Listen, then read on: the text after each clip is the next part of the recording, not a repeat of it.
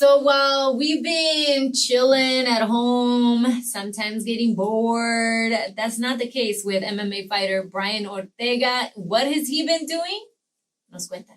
Everybody's going through these times right now with COVID-19 con la cuarentena. ¿Tú qué has hecho? Like, what have you been up to during quarantine time? Uh, Basically, when quarantine hit and everything shut down, we had to make a decision. It was like, do we let this kind of turn us into stay-at-home little fat monsters in the fridge, or do we go in there and do we still find a way to make it work? And that's what we did. Like we've been working nonstop. I had coaches, at least one guy in the beginning of this whole thing that stayed with me. Jason Park is basically one of my coaches, and we got tested and we just started to get to work. Like every day was either strength and conditioning, physical therapy, Muay Thai training, you name it. We just started working. So you haven't had like no downtime then? Like you weren't one of those people donde decían, ya llegó la cuarentena, me voy a aburrir, I'm gonna be so bored. No, you just kept going. You haven't binge watched anything from Netflix during this time? No, hell yeah, I have. I've been, so lately, everyone's been mad at me because I haven't been able to go to sleep because I just, when you find that show, you're like, yeah, I gotta get another one. It's like, that's what we were talking about. Another one. And it's like, you look at the time, you're like 2:30, you're like, yeah, I got one more in me for sure. And then next you know, you're like 5 a.m. You're like, what did I just do? Yeah. For real, you got to be up at 6. That's where I'm at with the show called Shameless on Netflix. Oh my gosh. What season are you on? I'm on like 8 now. I'm already done. I'm almost done. I had to stop a little bit because everyone's getting mad that I was desvelado, for the trainings, and right. They're like, come on, man, get your life together, bro. And I'm like, all right, you're right. Don't be a part of Shameless. Just watch the show responsibly. Yeah, for real, right? What have you enjoyed during quarantine this time? ¿Ha habido algo que has comido more during quarantine than you have in other times? Not really. Is it there's like the Sundays, the carne asada Sundays, but that's about it. That's your cheat. That's your cheat meal? We have like the carne asada Sundays with the family, and we play futbolitos and everything. And eso, la lotería, bring out the frijoles. Lotería, we play lotería. Or there's this game called Monopoly Deal, which is in like a card game. That one will make you turn against your own family. It's like Monopoly, but that kind of help in my life right now. It's Monopoly, but faster. Right. And you could be very messed up to people. So it's pretty cool. I barely see my family, so I don't know if I want to get involved with that. No, it bonds you, though. Me contaron que tú tienes una tortuguita, like a pet. You have a turtle, a pet turtle? No es tortuguita, es tortugota. What do you have, a sulcata? The thing is like 60 years old, yeah. You have huge. 60 years old, ¿cuánto pesa? He weighs like about it's a guy. He's like about 100 pounds maybe or more. And you got him since like your past life? He's older than you. I had a Selena moment with that thing. I swear, I walked in the store and like I was buying a scorpion, and then all of a sudden, like jokingly, I asked the guy, I was like, "Hey man, like how much for one of these turtles?" And the guy was like, "They're not for sale." Like se pasó bien de mamón el güey, Yeah. And he was like, "We will never sell you this," and blah blah blah. And I was like, "Damn, chill, bro." Like I was just joking. And then all of a sudden, like the owner comes out because like some people stopped by and took pictures with me, and they're like, he's like, "Oh man, let me show you around." And he was cool, super cool guy named Jay, and took me around. This guy has like a whole zoo, like a reptile zoo. Wow. It's called Jay's Prehistoric Pets. And all of a sudden, like, I was like, "Yo, Jay." He's like, "Yeah." I was like, "Sell me a tortoise, bro." And he was like, hell yeah. And then I looked at the guy who said no to me, and I was like, "Hey, ring me up. Don't tell me I can't buy no tortoise, because I will." I'm Ortega right now. Hell yeah. But then I realized I got stuck with this thing. Now you got a big ass turtle. I was like, damn, this thing eats so much, poops everywhere, and now my little baby dog eats all his poop, so it's just a mess. So I have how a many little. pets do you have? It sounds like you have your own petting zoo at your I house. have a girl dog, which is Australian Shepherd Beagle Border Collie mix. Cute. I have a little baby Rottweiler who's like 3 months. I have the tortoise, and then I have a baby bearded dragon lizard, and I used to have a scorpion, but he died on me. That's a bad thing. We were just like literally before you got on the call, we were talking about Netflix shows and about how many pets I have in my house. Because I got a turtle too, but I have a red ear slider. Pero porque Okay. nos la encontramos en la calle and we're like, okay, well, we You took it gotta in. keep it. Yeah, we ended up keeping it. But yeah, 3 dogs, rabbits, turtle, all the lizards around the No, but house. we trust me, we have a lot. And then me and my friend share custody of all the other pets we have. We have goats and chickens and Oh, hamsters. wow. Yeah, we have all kinds of stuff, but I can't keep them in my backyard because my I was neighbors will gonna snitch me say in out. the city of LA. My neighbors will snitch me out because I kind of went to like a little nice part of town a little bit, so they're very like they call the cops for whatever. But over there, like at my friend's house, chivos could they're whatever, Yeah. anything goes. When did you first, or how did you first get into the MMA scene? When I was about 15 years old, I trained my whole life and kind of grew up a little bit like fighting and stuff with like neighborhood stuff. And then after that, I got beat up in front of my dad, and he was like, "Yo, man, like you got to go back to training. Like, see what happens when you don't listen to me." And I was like, "Yeah, all right." So we went back and learned this art called jujitsu. Right. It's like, yeah, Gracie Jiu-Jitsu. And we signed up and I liked it. It was dope. 2 years of me training, they told me like, hey man, there's these cage fights and blah blah, and you're always talking about how you fight. So what this is a better reason to go out there and fight in there without getting in trouble or without having to worry about any BS and this and that. I was like, all right, let's jump in. 15 years old, went in there and it was like it was no gloves, no nothing. Just it was super like they're called smoker fights, so like illegal fights basically. And went in there. My dad was over there. He was like, "Yeah, he's 18." Just to he's 18, but I Right. was like 15. Fought in there, won in the second round, loved it, and then finally it was like, you know what? Like I like this. Like this environment is dope. Like the cage, the people, the yelling, I kind of found a little peace in there.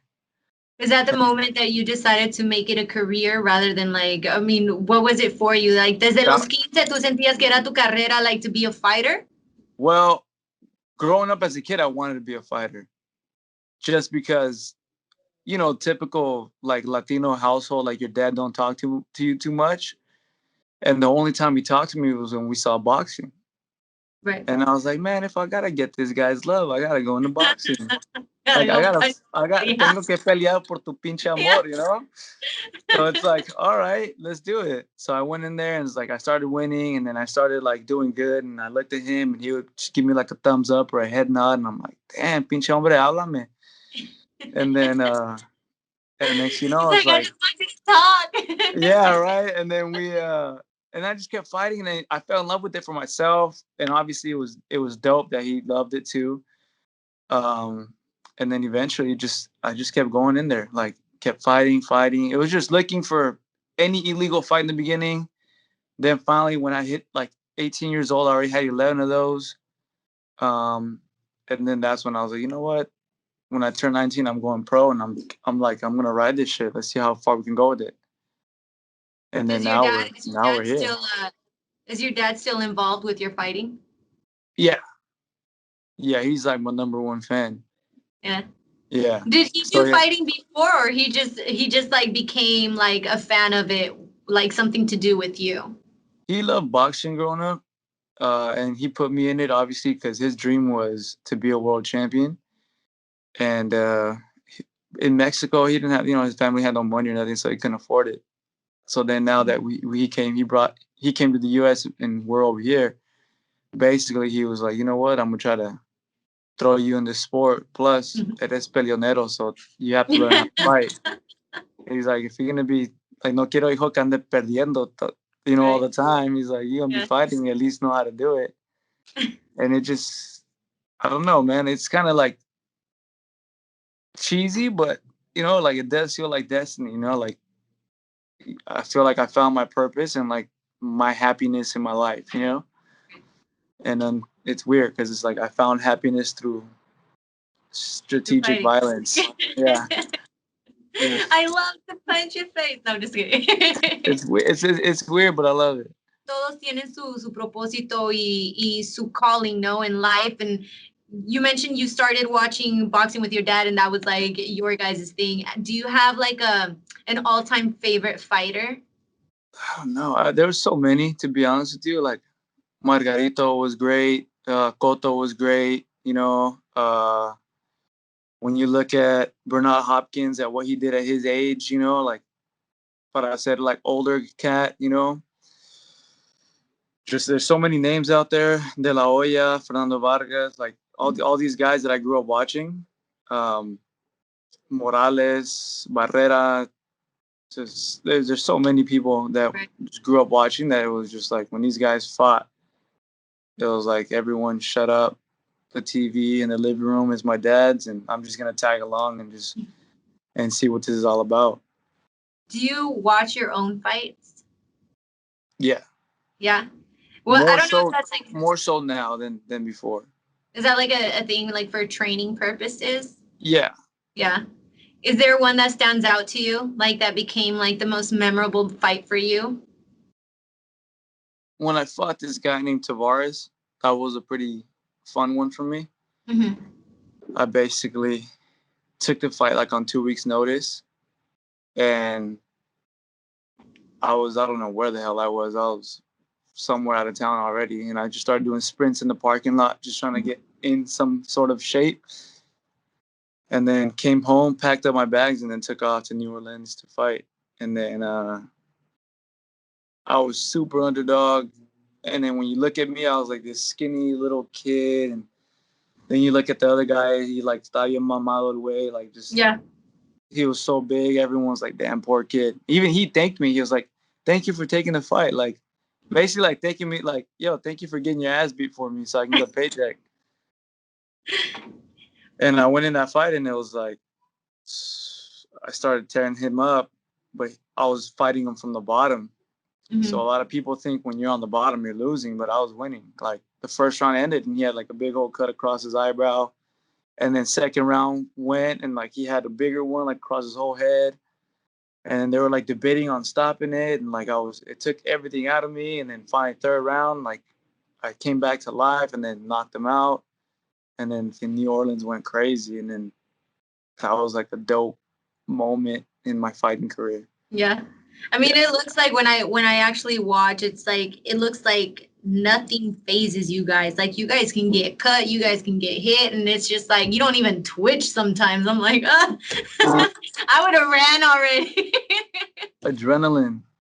Being this amazing fighter, UFC fighter, MMA fighter, niño con raíces de Hermosillo, like with your parents, like from LA, like why did you choose to be a part of the Body Armor team? They signed in the beginning with UFC fighters, right? And I was on the rise, and I met Tara, and I met a lot of people from there, and it was just like it was a good environment. I was used to dealing with companies who were really shady, and kind of just like, here, just jump on the team and take this, and we give you this, and shut up and promote this, and but with them, it was like, hey, they took me to dinner. They actually had the time to like get to know me, meet me before they even signed me. And then they explained like who they have on the roster and everything. And I was like, damn, like this is dope. And they're with the UFC, so Yeah. I could be able to rep it, you know? And then from there on, it was like, you know what? Like, I love you guys. I love everything you stand for. Their whole Gatorade campaign was dope. Like, because it's just honest, you know? Like, yo, I like dealing with companies that are hungry. Yeah. You know, like hungry, like people who are hungry. In my sport, like when we're hungry, we take on any challenge and we go for it. And that's what I seen in them. They're like, yo, like we're gonna be the number one sports drink in a couple of years. Watch this. And then when you see the whole group and you meet everyone, and you see like these guys are not just phony. They're like they're all about it. Mm-hmm. So I was like, you know what? Like hell yeah, let's do this. Like I want to be surrounded by people who have that mentality.